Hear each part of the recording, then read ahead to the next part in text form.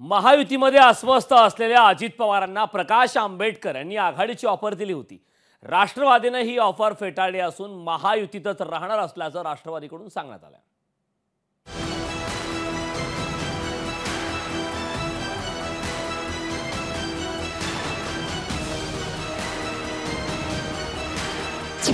राष्ट्रवादीला वंचितकडून आघाडीची ऑफर। भाजपची साथ सोडली तरच आघाडीची आंबेडकरांची अट। अजितदादांना राजकारणात स्थिर स्थावर करण्याची ग्वाही। गेल्या काही वर्षांपासून महाराष्ट्राचं राजकारण वैचारिकतेच्या पलीकडे गेले।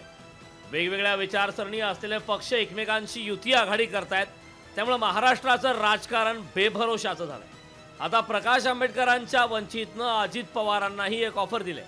अजित पवारांनी भाजपची साथ सोडली तर राष्ट्रवादीशी आघाडी करण्यास वंचित तयार असल्याचं प्रकाश आंबेडकरांनी सांगितलं। वंचित सोबत आघाडी केल्यास अजित पवारांचं राजकारणाला स्थैर्य मिळवून देऊ अशी ग्वाही आंबेडकरांनी दिली। वो जब तक उस गठबंधन से बाहर नहीं निकलता तब तक गठबंधन की बात नहीं हो सकती।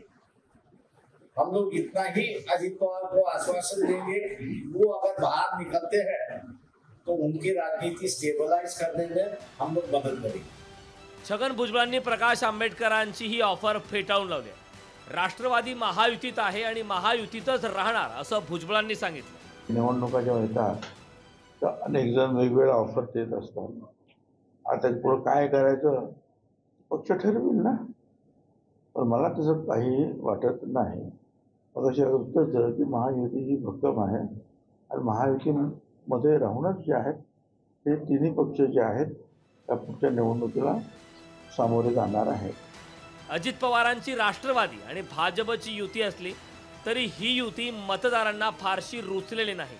आता जरी भाजप राष्ट्रवादी आघाडीच्या आणाभाका घेत असलं तरी शेवटच्या क्षणी काहीही होण्याची शक्यता नाकारता येत नाही।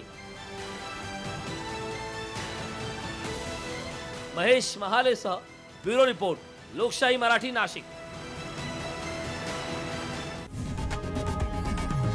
लोकशाही मराठी ऐका, पहा, जागरूक रहा।